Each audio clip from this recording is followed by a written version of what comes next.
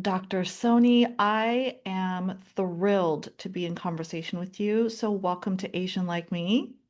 Thank you so much for having me. I'm thrilled to be here. Welcome to Asian Like Me, presented by me, Dr. Sohee Jun, the podcast for the modern Asian woman redefining what it means to thrive. I've spent years navigating the complexities of culture, family expectations, and career ambitions.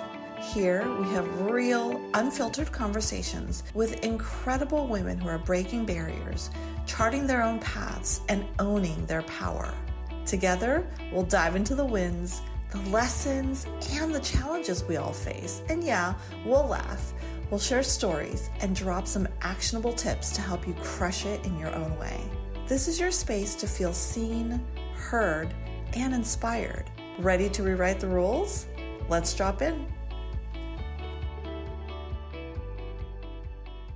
Yeah, it's a conversation I have really been looking forward to because what we're about to talk about has applications and just it's so topical and relevant for everyone that's listening.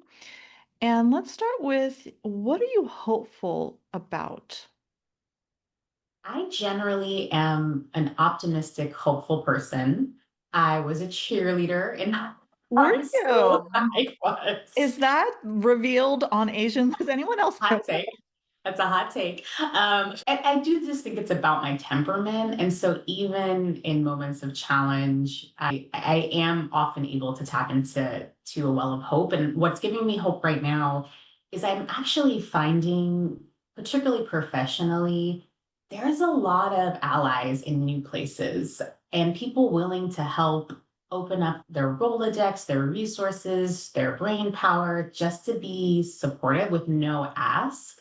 That feels different. That feels new. It feels wonderful to be working across silos and being able to leverage other people's, frankly, brilliance to help you in your day to day. So that feels very uplifting. Yeah, one, I appreciate that you have a propensity and just a general, I think what I'm hearing you say, that's your nature to be more optimistic.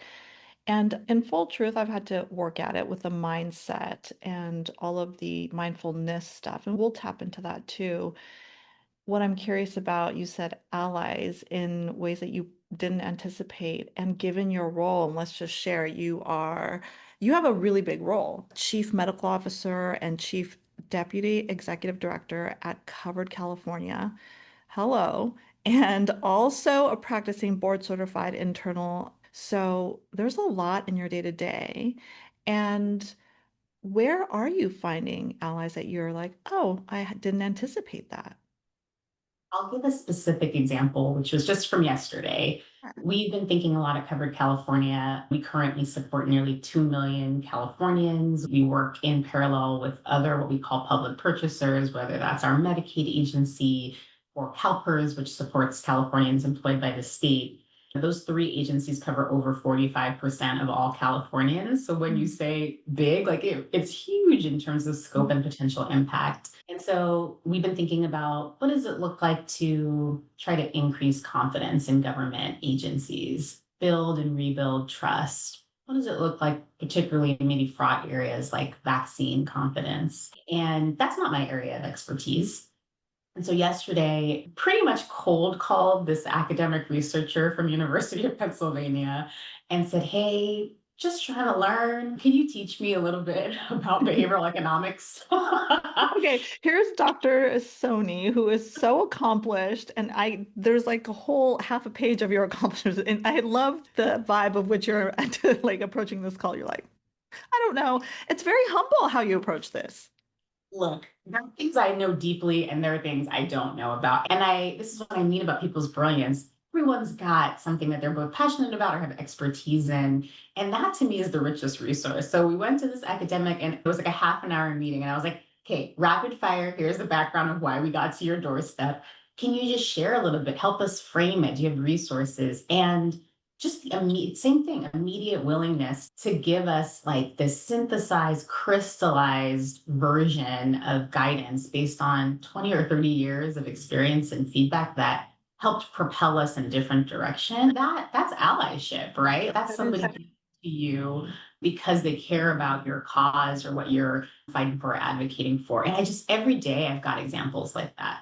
Oh my gosh, thank you for sharing that really recent example. And that is how I describe allyship in the workplace because when people are like, what does that look like? It's helping when you're called upon or not called upon, or saying the person's name in rooms where you feel like you can amplify somebody's strength. And what you said that I love is you said everyone has brilliance and a genius that they're either aware of or not aware of yet, or in the becoming of their genius, and of which you have many. Here's so I'm not going to let you be humble about that, doctor. Thank you. I receive it. Yes.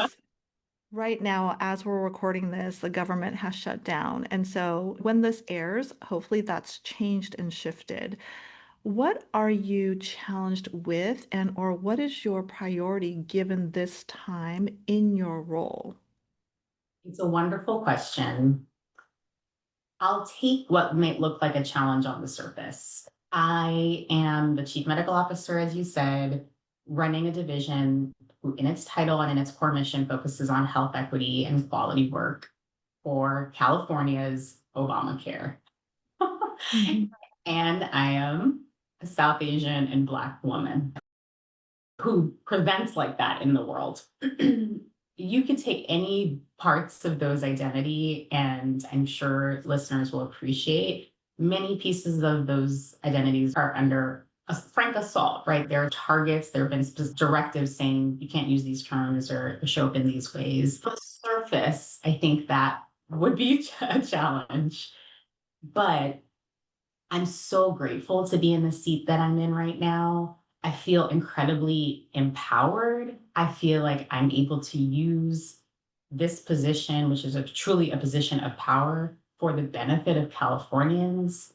I feel like I am able to listen to the pieces that are coming out of the federal administration calling for a healthier America, calling for an America that's really meeting people's needs, being appropriately critical of parts of the healthcare ecosystem that haven't served people. And I get to take that and translate that into action with my value system, with my moral compass, and with my ethics. And the government shutdown in part is because of enhanced federal tax credits.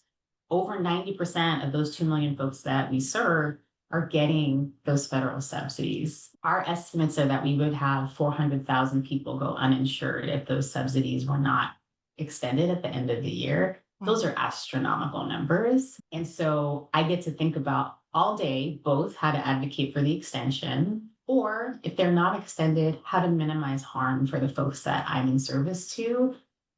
Gosh, what a privilege that is. So Mm. yeah, challenging, but on the other hand, like I'm in the middle of the fight, and that feels really good. I'm an action-oriented person, so that feels I and an couldn't. optimist. That's hard to guess about you. So it suits my personality, my temperament, and my skill set, I think, really well to be in this moment, meeting the moment. Yeah, I love how you said that, meeting the moment with all of your lived experience brought into it. And I imagine that you have to practice a lot of patience to be able to make movement at the macro level is huge. Affordable Care Act enacted in 2010. So, what keeps you hopeful there with you being in the role for California? Yes, I was just talking to a team member yesterday about how I feel like there's nothing that isn't in my lane. A lot of folks are like, oh, that's not in my lane. That's out of scope for me. The mission statement of Covered California is to improve the health of all Californians. That is very broad. And so I think if you think about the Affordable Care Act as being a piece of that same goal to improve the health of all Americans, I get to think about food access, Mm. food insecurity. That's part of health. That's very consistent with what the current federal administration cares about. Yeah. I, this year, was able to redeploy almost $16 million dollars from underperforming health plans back into the pockets of our enrollees. A meaningful portion of that to folks that are food insecure, giving them money to be able to access food. That's like a small part of my portfolio. I need to clap for that. I'm like astonished at the numbers. Numbers are huge, right? And we're a small fish in the pond, right, of the purchasers. But that's, to me, that's like taking the fundamentals, the foundation of the Affordable Care Act, which is coverage, and layering on all these other competencies, capacities, and authorities. In California, the exchanges were set up in a very thoughtful way. We negotiate across the table from all of the health plans every year to try our best to keep costs down. I get to think about these broader holistic issues impacting our 2 million folks. I get to think about data and data transparency so that both the public, academics, policymakers, and our people can see when we disaggregate our data. Are we making people healthier? Are our Asian women getting their breast cancer screening or not? This is all in my purview, and it's because we've got the foundation of the Affordable Care Act, but have the opportunity to leverage that into true health and wellness for the Californians that we serve. That is very hopeful, right? This Yes. is like mission aligned work that, like, yeah, you want to get up every day and do it. Thank you for sharing that. What I notice about certainly the guests that are on this podcast, the trend is the mindset of I'm not saying normal, but like the general purview would be like, oh, it's so challenging, daunting, what have you. I don't want to do it. It's too hard, go on, so on and so forth. And the women that I'm in conversation with, and certainly you, it's like, hey, this is an opportunity and I get to make an impact here. And what you said is beautiful with your values and your moral compass, which I think is so needed these days as a way to guide ourselves forward. I'm curious. So it is broad in terms of access, coverage, health, mental wellness. That's certainly in your purview too. And so, what are we seeing there? The trend, I can only speak anecdotally. I see in my orbit what's going on. I have three children that are teenagers, and I know certainly there have been ups and downs in mental health and wellness. Can you share what you're seeing? Yes. When we talk about holistic, it's those social drivers, environment, it's physical health, of course, it's mental and behavioral health. And I will say that one of the most thoughtful parts of the original law for the Affordable Care Act was to create essential health benefits, and mental health and behavioral health and substance use disorder were put in there. So that is everybody that's on, at least the folks that I serve, have access to that.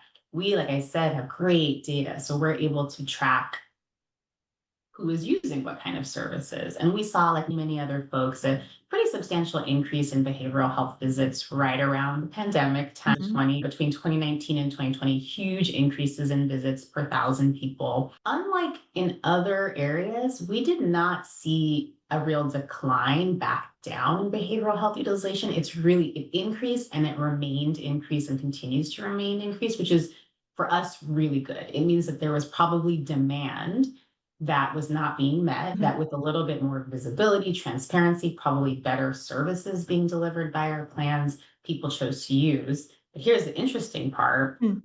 over 70, maybe over 70% of all of those visits are delivered in some virtual capacity, Oh. telehealth, phone, video. And so, our population is a little bit younger. It's on average age 45. So I think people are using services and they're using it in a way that maybe is more comfortable to them than it had been historically, in the comfort of their own home or in locations where they want to be versus having to go into an office. So Yeah. that's all positive trends. But here's one that worries us. Mm. When we stratify that data by race and ethnicity, the lowest performing group in terms of lowest number of behavioral health visits are Asian and Asian American folks. I was gonna guess that. Yep. What are your insights there? I could certainly add what I think, but Well, this has been researched. The data is a little bit old. And so I think folks will often say first, well, it's stigma. I think that's true. I don't want to diminish that that is a true experience that maybe in certain cultures more accepted than other cultures. I do worry always, is our delivery system inequitably screening because we have our own biases too, right? Is somebody who's a little bit more stoic appearing or using different words to describe underlying anxiety or depression? Are we hearing it in a different way and not actually saying, what you're describing is probably depression. Let me screen you for that and then link you to services. So I always worry about this implicit and explicit bias in the delivery system. That is a huge niche to explore and get at. I think what I'll add there is I'm Korean American, came here when I was 6, really young. I know I was told, like, oh no, you don't go to therapy. Like, what? Some version of that where you pick up either directly or not directly that you just don't do that type of thing. It's really looked down upon. So, what do we do for those that are interested in getting a screening like that? Where do they start? Here's the other thing I'll add too. I wish I saw more folks like me in this space. I think that's a hindrance. My therapist for many years, I love her. She's brilliant and very not Asian. I don't know how else to say that. And there are some cultural things I believe would make me more apt to uncover those types of challenges with somebody who looks like me. Yes. Well, I'll say this. I don't think I have the answers, but I'll give you what at least we're attempting to do. We're not an organization, and it's not my personality type to learn something that's concerning and not try to action plan around it. So after we found that out, we did put it into our contract requirements for our health plans to go into community and talk about it, explore it, co-create with the folks that they are trying to serve. Because I'm not sure anybody has a playbook for how to reduce that particular disparity. So I think over the next couple of years, we will learn a lot about maybe what will work and what won't work. And I think the workforce piece is so true and so important. We know from other studies that when you've got racial and ethnic concordance, not only are the outcomes better, actually mortality is better. People do Wow. live longer when Whoa. yes, yeah, this is a true study. People will criticize some pieces of it, but especially the best data point was in the Black community. The density of Black physicians, if it matches more the density of Black population, that actually people live longer. And so what you said, I think, is really true. It's really important. And I think we have to be unafraid to just talk about that reality and then think about what is a pathway program? What do pipeline programs look like so that we're encouraging folks to go into these fields, even if they're getting different signals and messaging from within their own families. Yeah, I think that from my observation of younger generations, so the fact that they talk about mindfulness, which is the tangential piece of mental health, is really, and it gives me hope that they have language around these topics of emotional, mental wellness. Even certainly, I wasn't taught that in school. So to know that there were people like a therapist to be able to share that with, I leapt into the arm. I'm like, who can I give me the person? Well, Help me figure out get me out of this murky path. And why I shared that about seeing somebody like me in the therapy or mental and emotional space, that I've had people say that to me as a coach. They're like, I haven't seen anyone that's Asian as a coach or in the leadership space. And so, that's telling. People are seeking those that look like them to support them around these challenges. 100%. And I know that this, again, in this particular climate can be a little bit fraught, but we say it in other ways that are less controversial, right? Like people will say, oh, I really would prefer a female masseuse, or I really want my primary care doctor to be, I want to see a man instead. I'm going to talk about man issues. And we don't really bat an eye at the fact that level of concordance is acceptable and makes good sense in these intimate health spaces. So it's just one more step to me, right? Which is, it does really, we would assume language, right? We don't question that actually speaking the same language makes a difference. Well, yeah, racial and ethnic background, some cultural experience or relatability. Yes, you're able to share more, talk about more. They're able to understand it. Again, the words that people use are not always the same. You're like, someone will say something, you're more attuned to what that might be. And then you go down different pathways because of that. To me, this is common sense stuff, but I know it can be a little bit tricky sometimes in the policy space to figure out what to do to not trip ideas like quotas. Like, we're not talking about that. We're just talking about folks having options, having freedom, and having choice. I love those 3 words. Choice, options.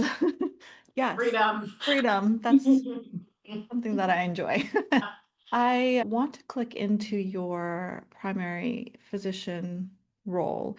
What are you seeing in your day to day? And I'm not talking like you go in to do that every day, but what are you seeing in that space that informs your larger role? I'm so grateful that I'm still able to see patients. First of all, I love patient care. Do And this you? is the least I do. Oh, I love it. I know not everybody, even not every doctor loves it, which maybe is concerning, but I love it. And I think I wouldn't have been suited for any type of medicine, but I'm well suited for primary care. I like to share. I'm open. People like to tell me their business. I tell them my business. It's a longitudinal You're relationship. human. I'm clearly a human. And when I was pregnant with my first child, my daughter, I had been practicing in South Los Angeles and mostly a Medicaid community or uninsured, lots of folks that were not primarily English speakers. And I had that same panel of patients for a number of years. So it had been probably like 5 years. So they really knew me. I really knew my panel. And every day, once folks could see that I was pregnant, these folks many of whom had nothing, right? Were barely struggling to pay their bills on a day-to-day basis, would bring me little onesies, would bring me gifts. Once there was a Oh, tricycle in the hallway. I so was generous. so the generosity, right? Like, that is a loving, caring relationship both ways. And that is what the beauty of primary care is. So yes, I'm really well suited for primary care. There's other parts of medicine that would have been incompatible with my particular interests and abilities.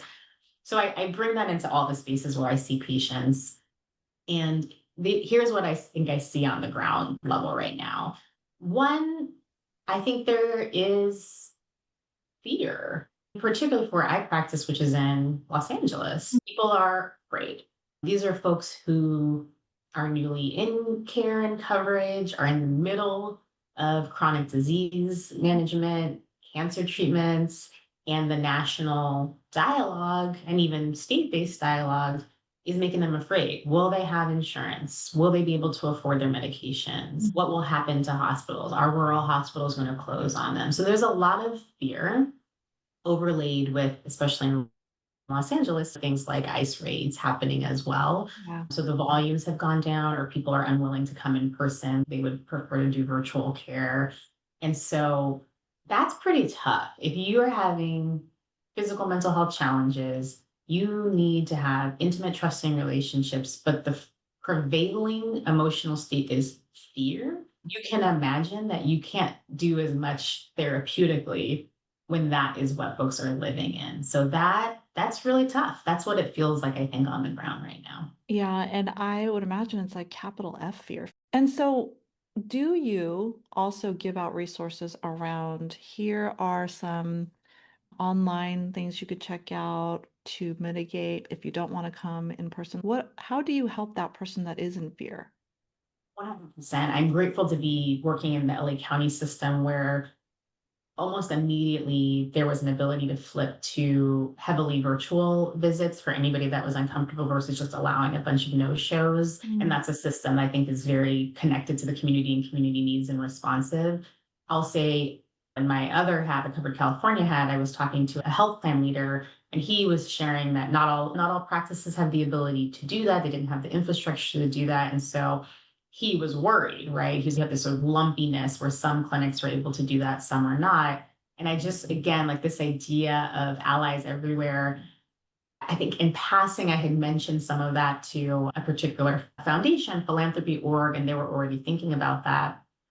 And I got an inbound back mentioning that they were going to find resources to support those practices to build the infrastructure to develop more Oh, virtual care. Right. And so then I got that and then I was able to send it back to that other health plan leader. And I was like, tell your network that there are resources here. So this again, it's that connection between what I'm seeing for myself in patient care and what are the policy implications? How do I think about scaling that across the state or across wide regions? This is why it's so important to have folks that are in all the spaces or in multiple spaces. yeah, I think it's a beautiful dance and space you're in. It's how I relate to that is in college, majored in both sociology and psychology. It's the macro look and the individual look, and they both inform each other.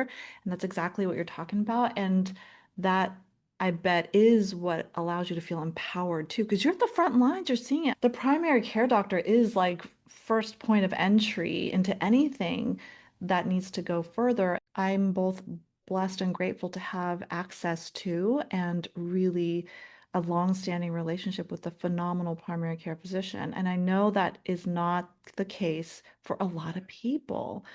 That is right. And it is a relationship. It is absolutely. And so one of the things just as a patient that I think about often is a lot of my friends are like, gosh, it's like a full-time job to try to care for yourself and get the pieces, the appointments and the specialists and the this and that. So a question that I have is, and that I'm curious about is when we talk about advocating, how can a patient advocate for themselves? What should they do going in to see someone like you? Like, how can they be at the ready and like already ahead of, well, go back and do X, Y, and Z? Yes.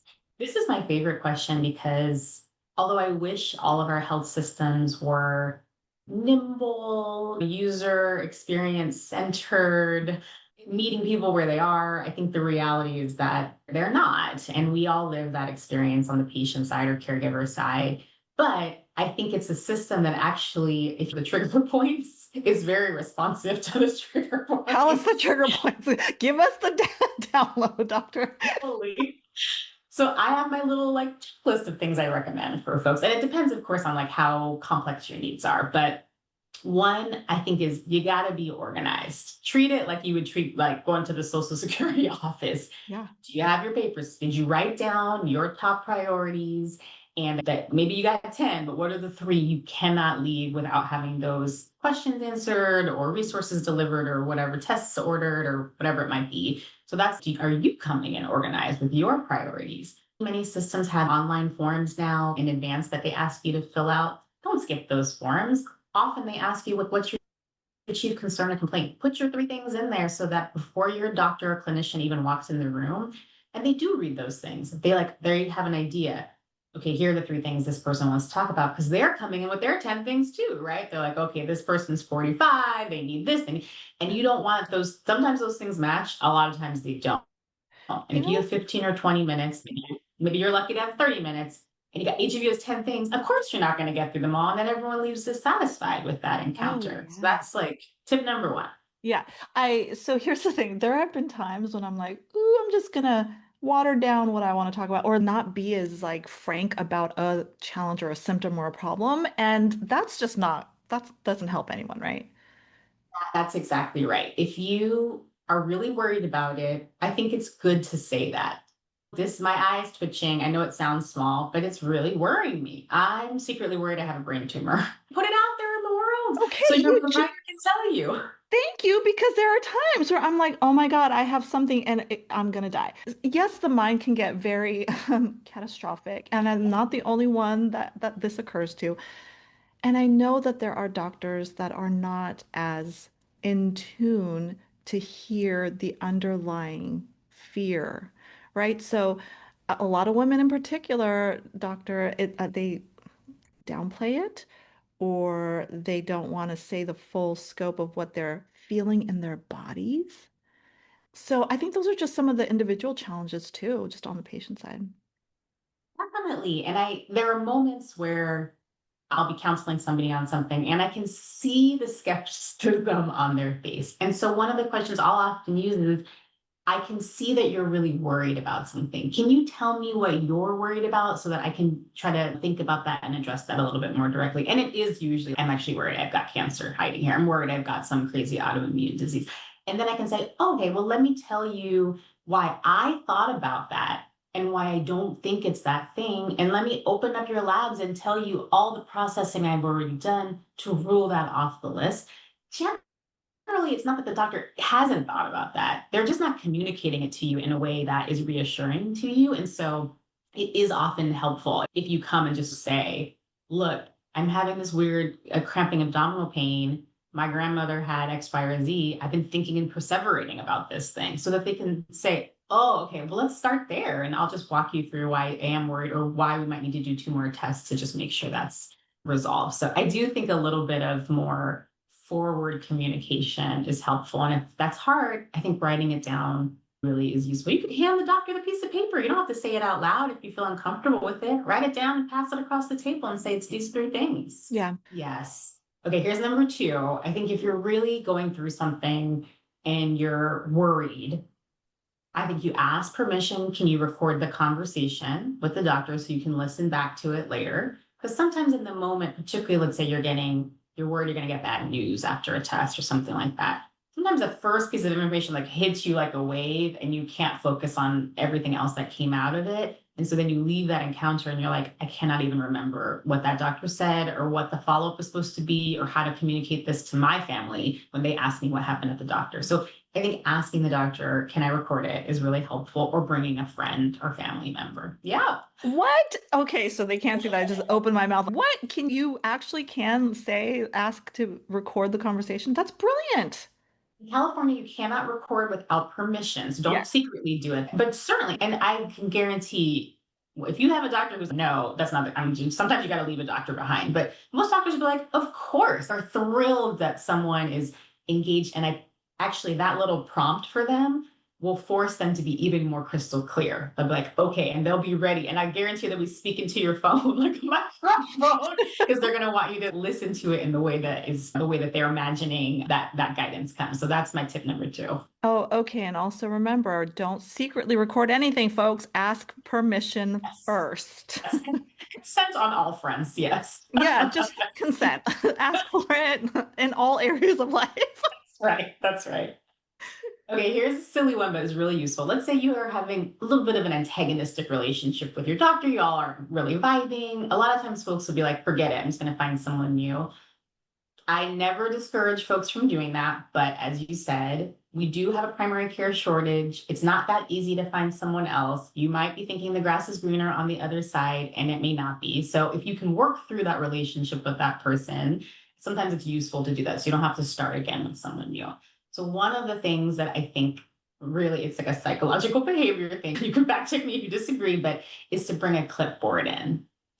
So, and it's good if you write, but even if you don't write, the clipboard, so when they give you information and you are writing it down, again, it's this little tickler for that person on the other side, which is like, this person is paying attention, highly engaged, and is like quoting me verbatim. Let me make sure I've got my A game on in the room. So that's almost the same thing as bringing a friend or recording that clipboard, like just changes, it sounds so silly, it changes the power dynamics a little bit in the room. And so I do think that's another tip. I think that's brilliant. These are these kind of psychological cues to help people understand that they are also in the driver's seat. And I think that's the flip. Yes. Is like we're in the driver's seat of our health, and as much of a pain it might be to go to 8 different places or wait for things, we have to drive that conversation. Yes. Well said. And then I think the last one is a bucket of if it's not working, you have real concerns, there's a bad interaction. Most delivery systems have a patient advocate. You can always file a complaint or a grievance, both at the delivery system, at your health plan level, and at the state level. You can file a complaint directly to the state about a provider that you've seen and also to the medical licensing board. So you've got a lot of California is a very consumer centered state with a lot of regulatory oversight. You can absolutely escalate it to that level. Okay. So here's a question for, I'm thinking about obviously women in particular, Asian women, because there's often times where we're like, one, to get over ourselves, to go to a doctor to share whatever it might be scaring us or we're fearful about is one thing. Then we're in the office and we feel like they're minimizing or okay. And especially if you've seen someone a while and they keep downplaying, you're in here again. Oh my God, like that type of vibe where there's a minimizing of what you're feeling, perhaps in your body, in your mind, all those things. Like, how would you advise that we navigate that? Yes. So I wish this wasn't a true experience, but of course it is. My philosophy is always that I, as a primary care doctor, am a consultant to you. It's your body, yourself, and your choice. So I'm here to just give you information.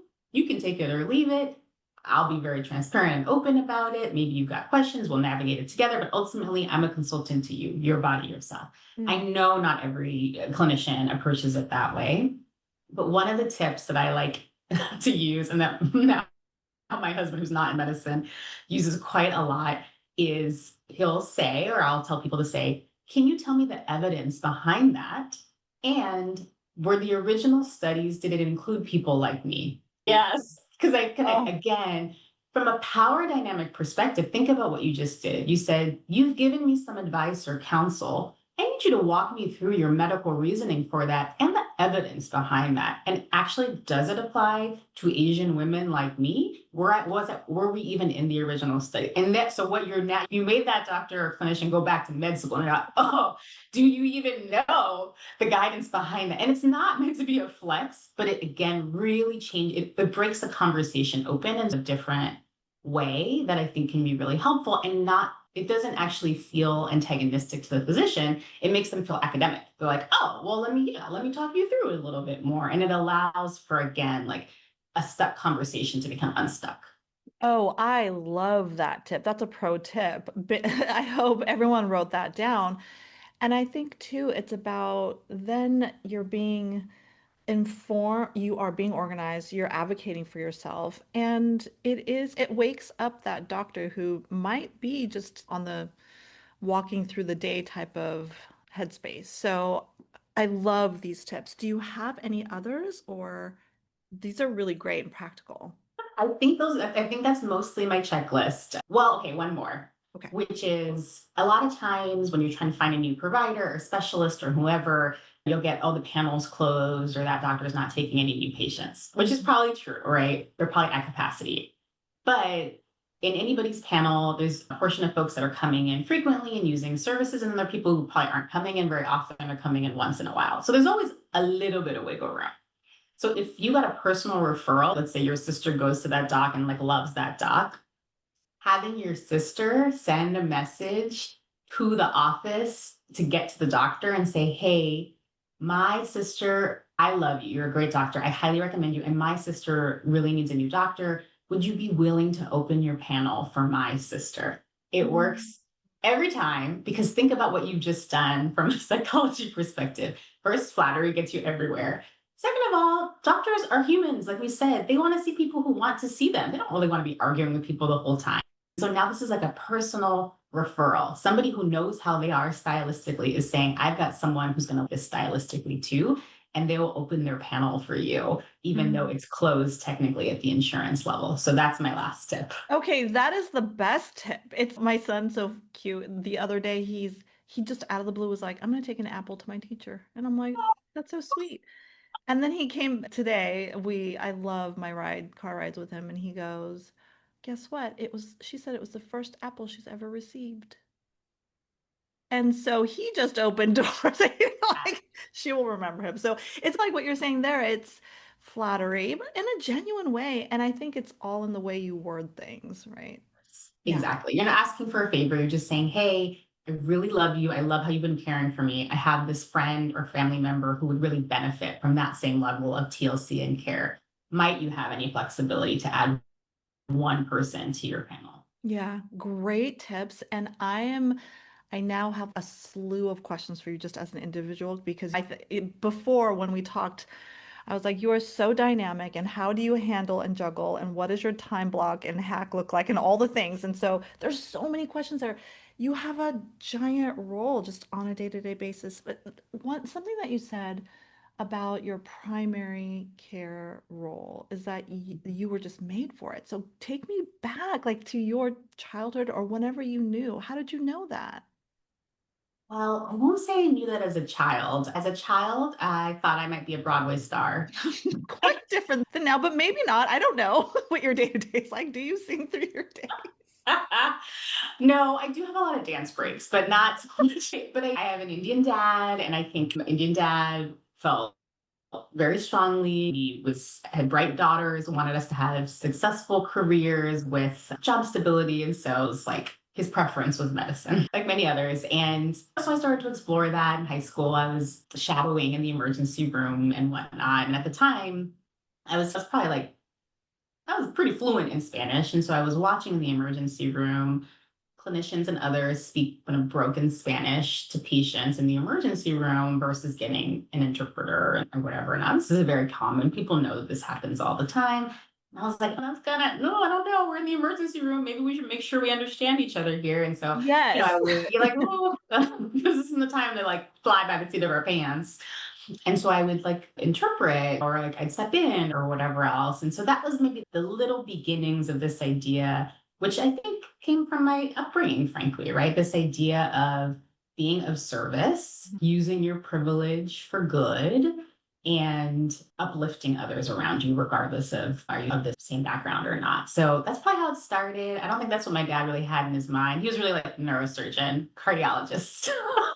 The top of the top specialty. Yeah, exactly. And I was like, how about public health, primary care? Which, thank God you're doing that. Do you feel like you are on purpose?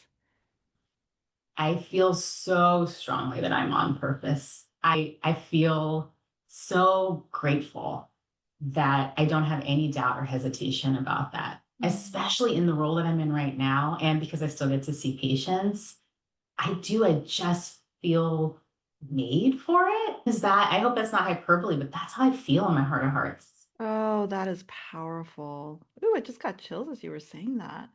There, yeah. So you have children, two young ones. And so literally, how do you break up your day? I need to know the engine that runs Dr. Soni's day.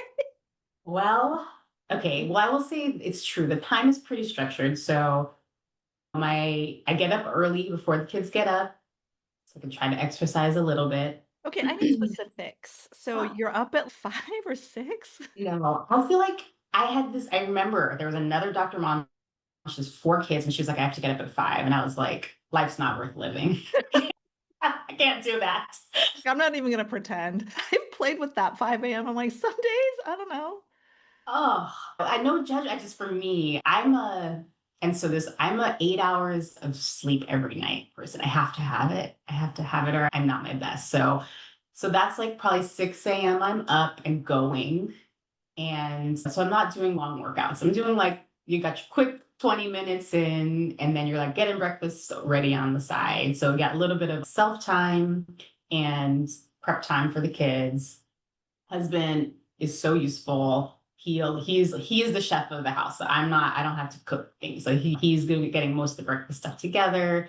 I'm definitely a prepper. So lunch is already made and ready. Right? I don't have to worry about that. That's just like by the door with all the other stuff. Kids have their clothing laid out. Then they're out the door and workday 7:30 probably starts. Mm. 7:30 workday starts. I protect my lunch block. I only use it to override if it's really critical, but otherwise I've got 12 to 1 blocked every day to make sure I eat, whatever. Go outside, touch grass, Yeah. like whatever it is. Yes. And that gave me joy. I feel Yes. anecdotally very helpful. It's very, even 5 minutes of a little bit of vitamin D, oh, that changes everything. So Yeah. definitely that. I work through the afternoon and then kids walk in the door probably between 4 and 4:30 and I get off computer. I really try. Like sometimes folks will put stuff late or my day went awry and so I wasn't able to close up shop. So maybe 5, but I really try. I'm like, okay, my kids are home. I am not working anymore. So then I close my computer, finish for the day, help them get homework done, do whatever nonsense shenanigans they want to do at home, play, dance party stuff. Husband gets dinner going, or I get some takeout or whatever. And then frankly, by the time they're in bed, So are you? I'm getting myself in bed 100%. Yeah. 100. I forget which athlete, probably most of them, when they're at the top level, said that his secret is Yeah, sleeping well every night. Like I it's agree. protected. So it Yep. sounds like that's true for you. Yes. And so I used to be a great sleeper. And I think before we started recording, I was like, menopause, perimenopause. I think Yeah. I'm on the fence, whichever way I'm swinging on any Yes. given day. Sleep is so erratic. Yeah. Yeah. And I think that's something to be solutioned for. I know a lot of folks just suffer through it, but my sleep hygiene is so aggressive. It's an aggressive schedule. And let's talk about what do you do? Come on so even if we're like now. on vacation with other people, this is how aggressive it is. At 7 o'clock, like lights are out in the house, like dim. You can't, and my husband's, I can't see. I don't I love care. this so I don't much. care.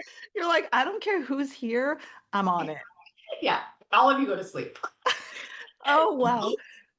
Yeah, so dim lights starting like right after dinner, pretty much. I do believe the evidence that if you go outside actually after dinner for a short walk, that's good. I've not fully integrated that into my schedule, but I'm a believer in that. If my sleep started to get worse, I would start to change a little bit. I'd go for a walk after dinner for digestion and for your like circadian rhythm, but then lights down, limiting liquids after that point in time. So you don't have to get up and go to the bathroom. No devices or screens. It's very hard for us all because that's early. I'm talking about like it's 7:30 Mhm. o'clock, Yeah. 8:30, right?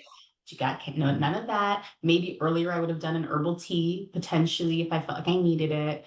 And then I'm in pajamas. Yeah, I don't. And then I have a sound machine. And if I'm having some struggle with sleep, I have an eye mask.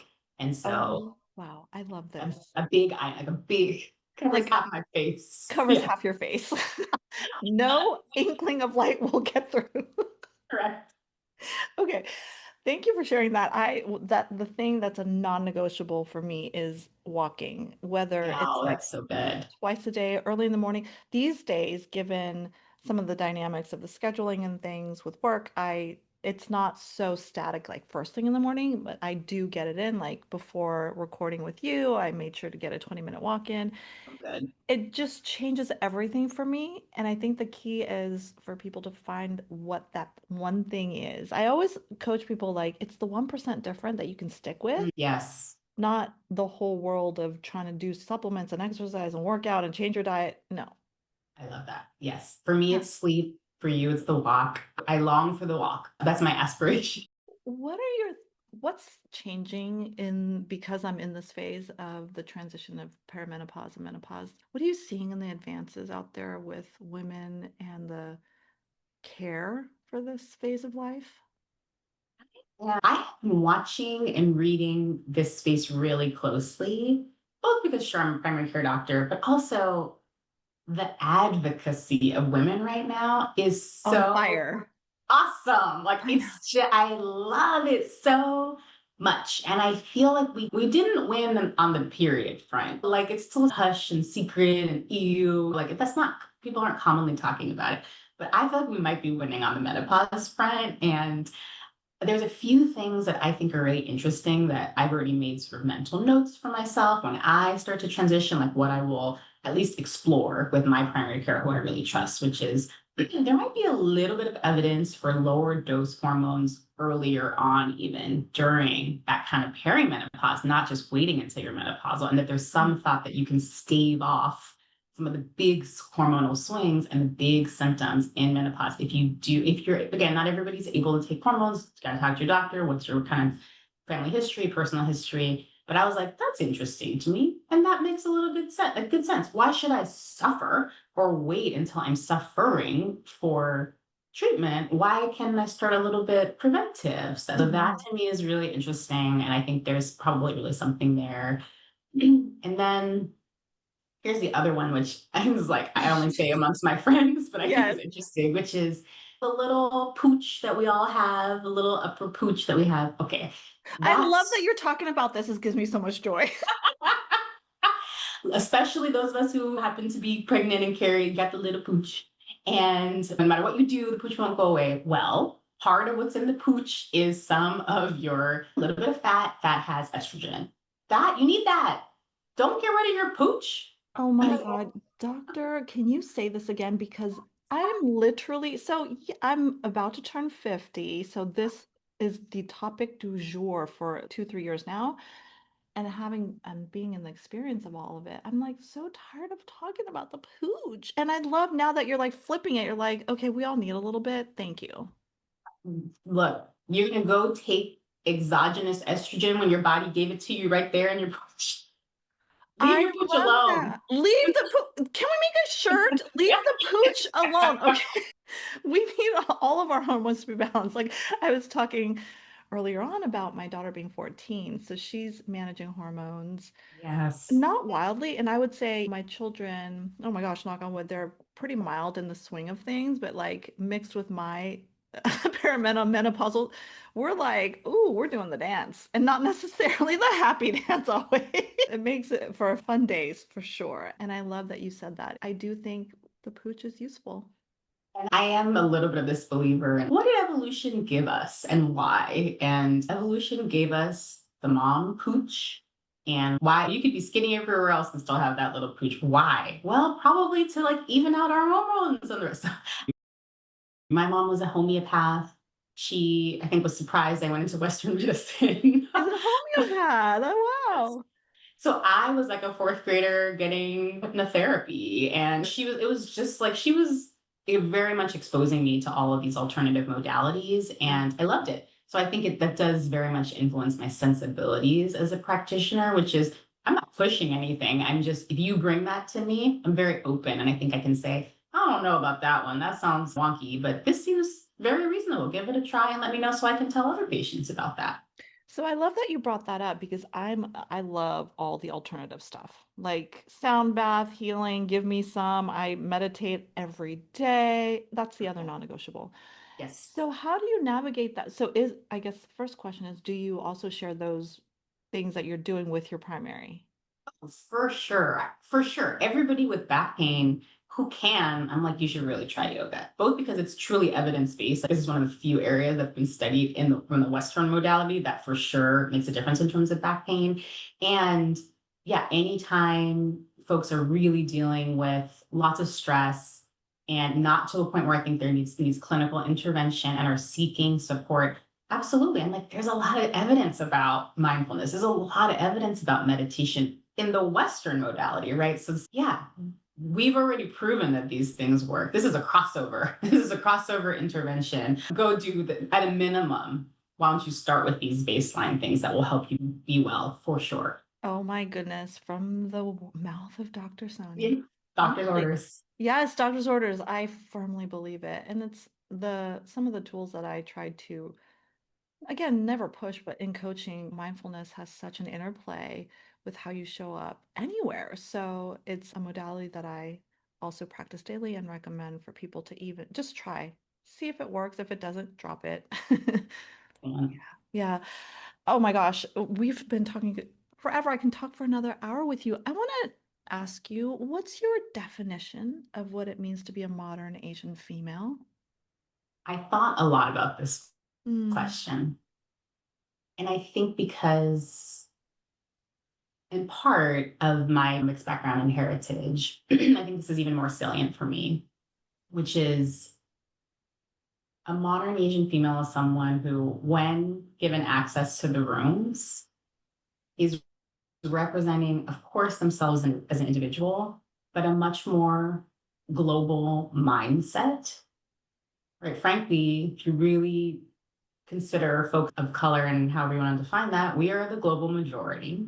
And what does it look like to bring that solidarity mindset, that focus on justice and equity into every room that you step into? So you're not just carrying your individual background, heritage, values, which is super important, but again, this connection, this web to the other women around the world and representing them as well. That's what it feels like to me to be a modern Asian woman right now, is that carrying the past, but also this connectedness in this moment.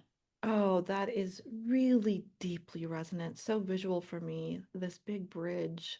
Yes. The bridge. Thank you so much for being in conversation with me. And I would love to have you back if you have time in the future. Anytime.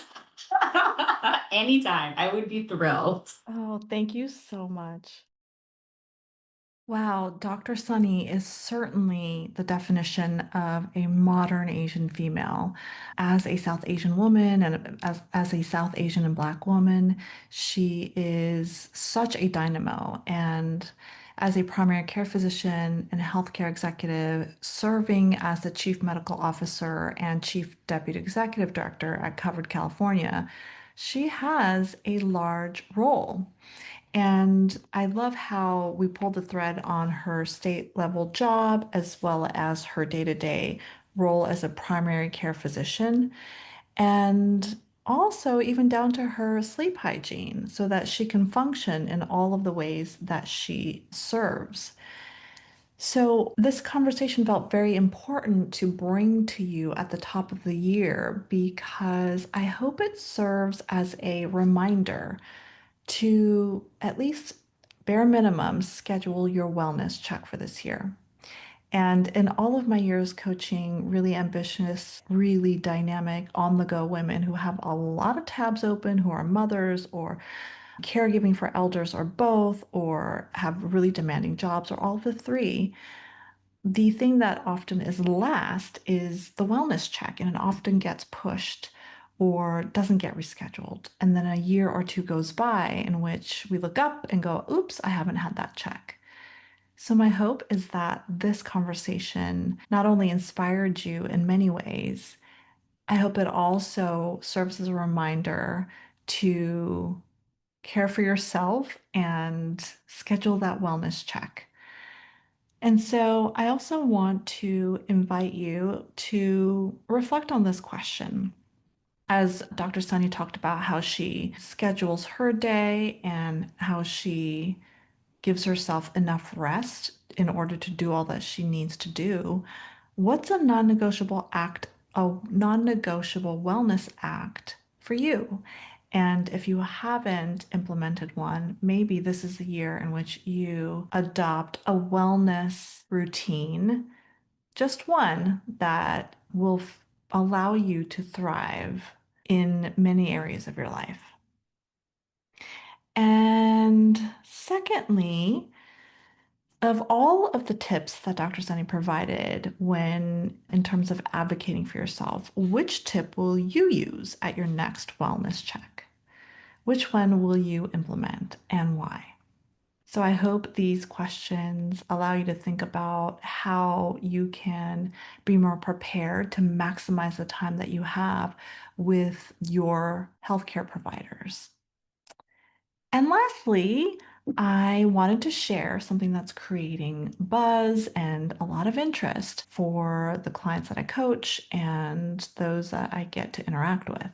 And it is my latest venture, a whole wellness company that is developed for women like you. And it is products aimed at helping you nourish your body, nourish your mind, as well as nourish your connection back to yourself. And so this company is called Ever 10. We are going live in February. So if you haven't, go to the website. I invite you to sign up for the newsletter that will share with you when all the products are out and you can stay in the know. And until next time, be well.